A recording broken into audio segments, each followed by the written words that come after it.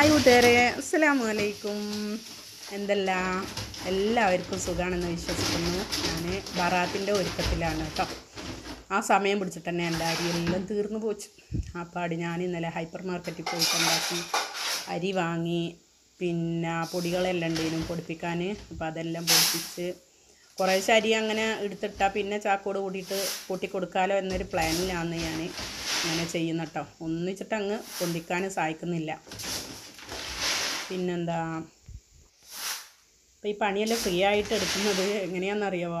എൻ്റെ ചെറിയ ചോട്ടാച്ചി മോളുണ്ടല്ലോ, അതിപ്പം ഒരാഴ്ചയായിട്ട് അംഗനവാടി പോകുന്നുണ്ട് കേട്ടോ.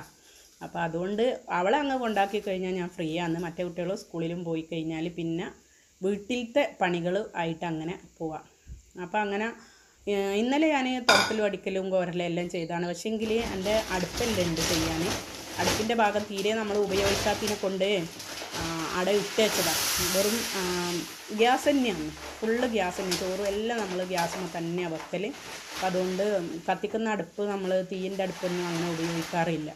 അപ്പോൾ അത് ആ ഭാഗമെല്ലാം ഒന്ന് ക്ലീൻ ചെയ്യും വേണം.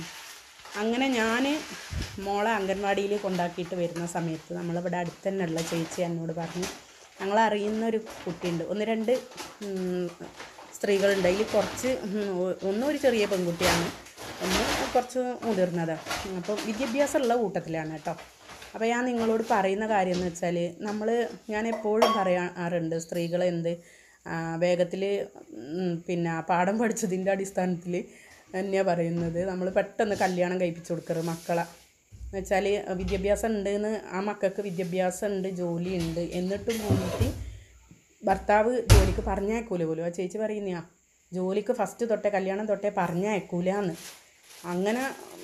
അങ്ങനെ പോയി അവരെ ദാമ്പത്യം അങ്ങനെ പോയി. ഇപ്പം എന്താണെന്ന് വെച്ചാൽ അവർ തമ്മിൽ, രണ്ട് സ്ത്രീകളതും തമ്മിൽ അങ്ങോട്ടും ഇങ്ങോട്ടും അടിയായി വഴക്കായി, പിന്നെ വേർപിരിഞ്ഞ്, ഡിവോഴ്സിൻ്റെ വക്കിലെത്തി വേർപിരിഞ്ഞിട്ടിപ്പം ഫ്രീ ആയ സമയത്ത് ജോലിക്ക് പോകുന്നു എന്നുള്ളതാണ്. പക്ഷെ ആ ജോലിയും കൂടി ഇല്ലെച്ചെങ്കിൽ ആണുങ്ങൾക്ക് നമ്മളെ വേണ്ടാത്തൊരു കാലഘട്ടം വരുന്ന സമയത്ത് അവർക്ക് അങ്ങനെ വേണ്ട എന്ന് തോന്നുമ്പോൾ, എല്ലാവരും അല്ല, ഒട്ടുമിക്ക ആണുങ്ങൾക്കും ഉണ്ട്. അപ്പോൾ എന്തെങ്കിലും പറഞ്ഞ് ഒന്നും രണ്ടും പറഞ്ഞ് അടിയായി ചിലപ്പം ഒന്നും ഉണ്ടാവില്ല, ചെറിയ കാരണം കൊണ്ട് ഡിവോഴ്സിൻ്റെ ഇതിലെത്തുന്ന ദമ്പതിമാരുണ്ട്. അപ്പോൾ ഈ ചേച്ചി പറയുന്നത്, അത് ആ പഠിച്ചിട്ട് ജോലി ആയതിനെ കൊണ്ട് അവരിപ്പം ജോലിക്ക് പോകുന്നുണ്ട്. ആ സമയത്ത് ഇവരെ ഭർത്താക്കന്മാർ അയച്ചിട്ടുണ്ടായിരുന്നില്ല. പക്ഷേ ഇപ്പം അധികം എന്താ പറയുക, ടെൻഷൻ ഇല്ലാണ്ട് അവർ വേർപെട്ട് കഴിഞ്ഞാലും അവർ വേർപിരിഞ്ഞ് എന്നാലും നല്ലൊരു ജോലിയുള്ളതിനെ കൊണ്ട് അങ്ങനെ ജീവിച്ച് പോകുന്നു എന്ന് പറഞ്ഞു. അപ്പോൾ ഞാൻ എപ്പോൾ ഞാൻ നിങ്ങളോട് പറയാറുണ്ട്, ചെറുതെങ്കിൽ ചെറുത് നമ്മൾ ഇൻഡിപെൻഡൻ്റ് ആവണം സ്ത്രീകൾ എപ്പോഴും. എന്തെങ്കിലും ഞാൻ പറയട്ടെ, നമ്മൾ മക്കളെ ആയാലും ഭർത്താവിനെ ആയാലും അധികം ഡിപ്പെൻഡ് ചെയ്യാണ്ട് നമ്മളെ കൊണ്ട് കഴിയുന്ന കോലത്തിൽ നമ്മൾ എന്തെങ്കിലുമൊക്കെ ചെയ്ത് സമ്പാദിക്കാൻ നോക്കുക.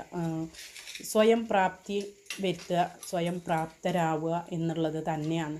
നമ്മൾ വയസ്സാവും തോറും നമുക്ക് ക്ഷീണം വരും, ശരീരത്തിന് അവശത വരും, എല്ലാം വരും. ആ സമയത്ത് നമ്മൾ കിടപ്പിലാവാണ്ട് നിൽക്കട്ടെ, അഥവാ കിടപ്പിലാവേണ്ടി വന്നു കഴിഞ്ഞാൽ നമ്മളെ മുൻപുള്ള കാര്യങ്ങൾ ഓർത്തിട്ടെങ്കിലും നമ്മളെ ഭർത്താവും നമ്മളെ മക്കളും നല്ല നിലയിൽ നല്ല ആരോഗ്യമുള്ള കാലം നമ്മൾക്ക് എല്ലാതും ചെയ്ത് തന്നിരുന്നതല്ലേ ഒരു തോന്നലെങ്കിലും അവർക്കുണ്ടാവും. അപ്പോൾ നമ്മൾ വെറുതെ തിന്ന് കുടിച്ച് കുത്തിരിക്കാണ്ട് നമ്മളാൽ കഴിയുന്ന, നമ്മൾക്ക് ഒരുപാട്, ഞാൻ പറയാറില്ലേ, ഒരു കഴിവില്ലാത്ത മനുഷ്യന്മാരുണ്ടാവില്ല, എന്തെങ്കിലും ഒരു കഴിവുണ്ടാവും. അപ്പോൾ ആ കഴിവുകൾ എന്താണെന്ന് നമ്മൾ മനസ്സിലാക്കി നമ്മളെ ഉള്ളിലുള്ള കഴിവിനെ പുറത്തെടുത്തിട്ട് നമ്മൾ അതുവഴി നമ്മൾ വരുമാനം ഉണ്ടാക്കാൻ നോക്കുക.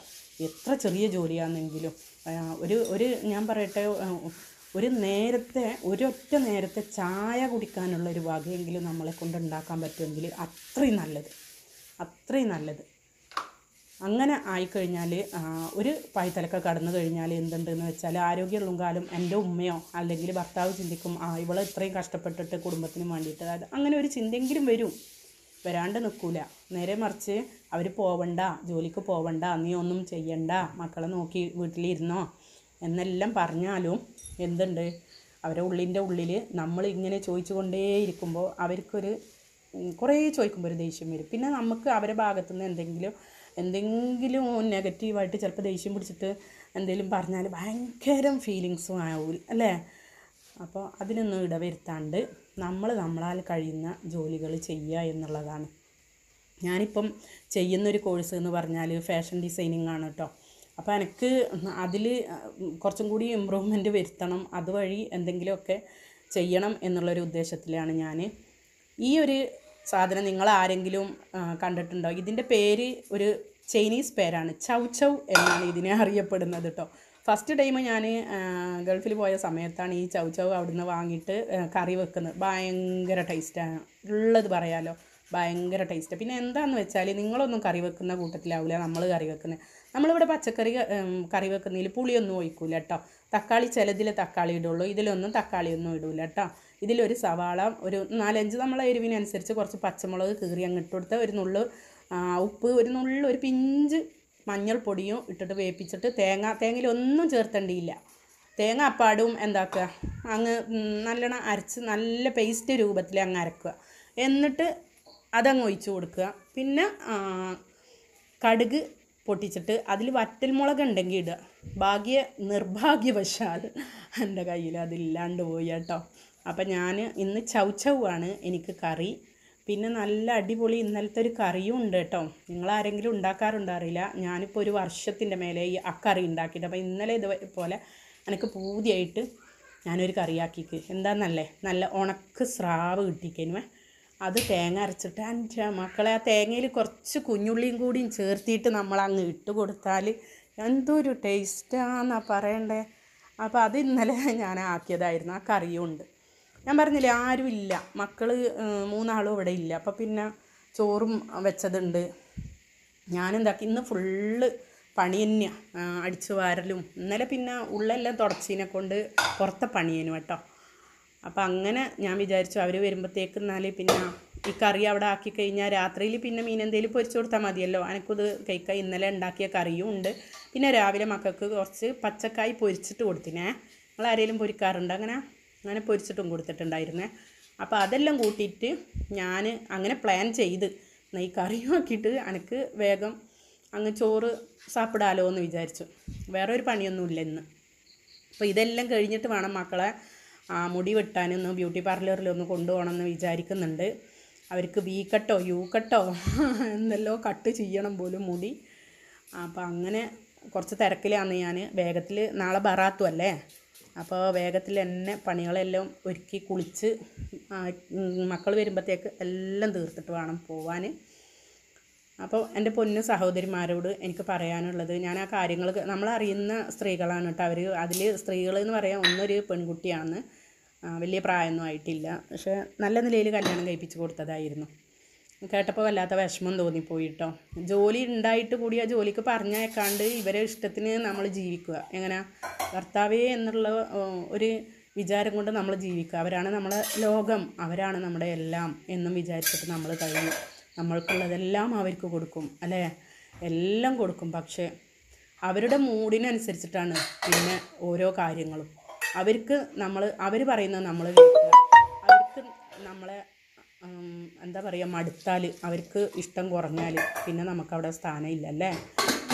അവർക്ക് വേണ്ടിയിട്ട് നമ്മൾ ആ ജോലി കളഞ്ഞു അല്ലെങ്കിൽ മറ്റുള്ളത് കളഞ്ഞു, അതൊന്നും പ്രസക്തിയില്ല പിന്നെ അവിടെ. അവരുടെ ഇഷ്ടത്തിനാണ് മുൻതൂക്കം. വല്ലാത്ത ഒരു ഫീലിങ്സ് തന്നെയാണത് അല്ലേ. അനുഭവിച്ചവർക്ക് അറിയാം അതിൻ്റെ വേദന എന്താ എന്നുള്ളത്. അപ്പം ഞാൻ പറയുന്നത് എനിക്കൊരൊറ്റ പോയിൻ്റ് ഇതിൽ പറയാനുള്ളൂ കേട്ടോ. ഒരാൾക്ക് വേണ്ടിയിട്ടും നമ്മളെ സ്നേഹിക്കാത്തവർക്ക് വേണ്ടിയിട്ട് ഒരിക്കലും വിഷമിച്ചിരിക്കാനും പാടില്ല, ജീവൻ കളയാനും പാടില്ല. എത്രയോ പെൺകുട്ടികൾ ജീവൻ കളഞ്ഞിട്ട് പോകുന്നതുണ്ട് അല്ലേ. അപ്പോൾ പിന്നെ ജോലി, ഞാൻ പറയുന്നു ഓൾമോസ്റ്റ് ഒരു ജോലി ഉണ്ടെങ്കിൽ ഇൻഡിപെൻഡൻ്റ് ആയ ഒരു സ്ത്രീക്ക് കുറച്ചും കൂടി പിടിച്ചു നിൽക്കാൻ സാധിക്കും. ഇങ്ങനത്തെ സിറ്റുവേഷനിൽ കുറച്ചും കൂടി പിടിച്ചു നിൽക്കാൻ സാധിക്കും. അല്ലെങ്കിൽ ആകെ തകർന്ന് പോകും അല്ലേ. ഒരു പ്രതീക്ഷ ഉണ്ടാവില്ല, എന്ത് ചെയ്യണം, എന്താ പിന്നെ മുന്നോട്ടുള്ള ജീവിതത്തിന് ഒരാളെ ഡിപ്പെൻഡ് ചെയ്യാണ്ട്, അല്ലെങ്കിൽ ഞാൻ മറ്റുള്ളവർക്കൊരു ഭാരമാവോ, സ്വന്തം വീട്ടുകാർക്കൊരു ഭാരമാവോ, ഇങ്ങനെയൊക്കെ പലമാതിരി ചിന്തകൾ വരും അല്ലേ. അപ്പോൾ അതൊന്നും ഇല്ലാണ്ട് നിൽക്കണമെങ്കിൽ നമ്മൾ ഇൻഡിപെൻഡൻ്റ് ആവണം. ഞാൻ നേരത്തെ പറഞ്ഞ പോലെ തന്നെ ചെറുതെങ്കിൽ ചെറുതൊരു ജോലി വാങ്ങുന്നെ വേണം, ഉണ്ടാക്കിയെടുക്കണം. നമ്മൾ പരിശ്രമിച്ചു കൊണ്ടേയിരിക്കണം. അപ്പോൾ അതിൽ കുറച്ച് നമ്മൾ ഒന്ന് കഷ്ടപ്പെട്ടാലും നമ്മൾക്ക് എന്തുണ്ട് വിജയം വരും കേട്ടോ. പിന്നെ സ്ത്രീകൾ പൊതുവെ മറ്റുള്ളവരെ പിന്നെ സ്നേഹിക്കുന്ന കൂട്ടത്തിലാണ്. സെൽഫ് റെസ്പെക്റ്റ് എന്നുള്ളൊരു സംഭവം തന്നെ സ്ത്രീകൾ ചിന്തിക്കുക ചെയ്യൂല. സ്വന്തം കാര്യം ഒരിക്കലും സ്വന്തം കാര്യത്തിന് വേണ്ടി ഒരിക്കലും ഇമ്പോർട്ടൻസ് കൊടുക്കൂല. അധിക സ്ത്രീകളും അങ്ങനെയാണ്. തൻ്റെ ഭർത്താവ്, തൻ്റെ മക്കൾ, തൻ്റെ കുടുംബം, തൻ്റെ ലോകം ഇതാണ്. അവർക്ക് വേണ്ടിയിട്ട് സമയം സ്പെൻഡ് ചെയ്യുക. നമ്മുടെ ശരീരമായാലും നമ്മൾ എന്തായാലും എല്ലാം ഒഴിഞ്ഞു വെച്ചിട്ട് നമ്മൾ ജീവിക്കുന്നതാണ്. അതിൽ നന്ദിയുള്ള ഭർത്താക്കന്മാരും മക്കളും ഉണ്ട് കേട്ടോ, ഇല്ല എന്നല്ല. പക്ഷേ ഇങ്ങനെ ഓരോ വാർത്തകൾ കേൾക്കുമ്പോൾ വളരെ വളരെ വിഷമമാണ് തോന്നുന്നത്. അപ്പോൾ ഒരാൾക്ക് വേണ്ടിയിട്ട് എനിക്ക് നിങ്ങൾക്ക് തരാനുള്ളൊരു പാഠമെന്ന് വെച്ചാൽ എന്താണെന്നറിയോ, നമ്മളെ ഇഷ്ടമില്ലാത്ത ഒരാണിന് വേണ്ടിയിട്ട് നമ്മൾ ജീവിതം, നമ്മളെ ജീവന്, മെയിനായിട്ട് നമ്മളെ ഈ ജീവനുണ്ടല്ലോ, അത് ഒരിക്കലും കളയാൻ പാടില്ല എന്നുള്ളതാണ്. അവർക്ക് വേണ്ടെങ്കിൽ വേണ്ട പോട്ടെ. ഇവിടുന്ന് അങ്ങോട്ട് വിശാലമായ ലോകമില്ലേ, നമ്മളെ അടിപൊളി ജീവിതമല്ലേ നമ്മളത്. നമ്മളെ ഒരാൾക്ക് വേണ്ടെങ്കിൽ വേണ്ട പോട്ടെ. അങ്ങനെ നമ്മളെ ഇഷ്ടപ്പെടുന്നവർ അങ്ങനെ പിന്നെ വേറെ എത്ര വരും. ഇല്ലെങ്കിൽ വേണ്ട, ഒരാളും വേണ്ട. ഞാൻ എപ്പം പറയാറുള്ള പോലെ അത്ര നമ്മൾ റിസ്ക് എടുത്തിട്ട് നമ്മൾ വേറെ ഒരു പാർട്ട്ണറെ അങ്ങനെ തിരഞ്ഞെടുക്കേണ്ട ആവശ്യമില്ല. ജോലി ഉണ്ടെങ്കിൽ നമ്മൾ സ്വതന്ത്രമായിട്ട് നമുക്ക് ജീവിച്ചൂടെ ഈ ലോകത്ത്. എന്തിനൊരാളെ പേടിക്കണം? അപ്പം അതുകൊണ്ട് ഇങ്ങനത്തെ പരീക്ഷണങ്ങളൊക്കെ വന്നു കഴിഞ്ഞാൽ നല്ല ഉറച്ച മനസ്സോടെ നിൽക്കുക. അത്ര മാത്രമേ എനിക്ക് പറഞ്ഞു തരാനുള്ളൂ. ധൈര്യമായിട്ട് നിൽക്കുക. ജീവിതം നമ്മളെ വേണ്ടാത്തവർക്ക് വേണ്ടിയിട്ട് നമ്മൾ ജീവിതം ഒഴിഞ്ഞു വെക്കാണ്ട് ധൈര്യമായിട്ട് മുമ്പോട്ട് പോകാൻ നോക്കുക. അപ്പോൾ എൻ്റെ എല്ലാ പണികളും, ഒട്ടുമിക്ക പണികളും ഇവിടെ കഴിഞ്ഞിട്ടോ.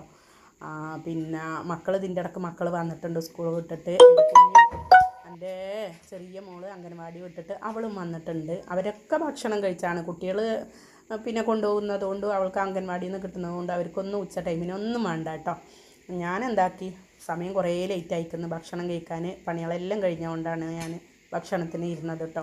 ഇനിയിപ്പം ആറിയിട്ടത് എടുക്കണം. പിന്നെ വാഷിംഗ് മെഷീനിലുണ്ട് കുറച്ച് അലക്കിയത്, അതൊന്ന് ആറിയിടണം. അത് കഴിഞ്ഞാൽ നമ്മൾ നേരെ മയിലുണ്ട്, ബ്യൂട്ടി പാർലറുണ്ട്. അപ്പോൾ അതിലൊന്ന് പോയിട്ട് മക്കളെ മുടിയെല്ലാം ഒന്ന് റെഡിയാക്കി കൊടുത്തിട്ട് വേണം. പിന്നെ രാത്രിക്കൽ എന്തെങ്കിലും മീൻ, അവർക്ക് പുതുതായിട്ട് എന്തെങ്കിലും മീനോ ചിക്കൻ എന്തെങ്കിലും അവിടെ നിന്ന് വാങ്ങിച്ചിട്ട് വന്ന് അതും ഒന്ന് ആക്കി കൊടുക്കും. ഇന്ന് രാത്രിയിൽ LSSൻ്റെ ക്ലാസ് ഉണ്ട് എൻ്റെ രണ്ടാമത്തെ മോക്ക്. അപ്പോൾ അതിനും അവളെ ഒന്ന് കൊണ്ടാക്കണം. ഇത്രയുള്ള വീഡിയോ ഇഷ്ടപ്പെട്ടാൽ നിങ്ങളൊന്ന് ലൈക്ക് ചെയ്യുക, ഒന്ന് ഷെയർ ചെയ്യുക. സബ്സ്ക്രൈബ് ചെയ്യാത്ത കൂട്ടുകാരുണ്ടെങ്കിൽ പ്ലീസ് ഒന്ന് സബ്സ്ക്രൈബ് ചെയ്യുക. എല്ലാവർക്കും എൻ്റെ വീഡിയോ ഇഷ്ടപ്പെട്ടിട്ടുണ്ട് എന്ന് വിചാരിക്കുന്നു ഞാൻ കേട്ടോ. ഇൻഷാ അല്ലാഹ് നല്ലൊരു വീഡിയോ ആയിട്ട് വരാം. എല്ലാവർക്കും നല്ല ലൈഫ് കിട്ടട്ടെ എന്ന് പ്രാർത്ഥിച്ചുകൊണ്ട് അസ്സലാമു അലൈക്കും.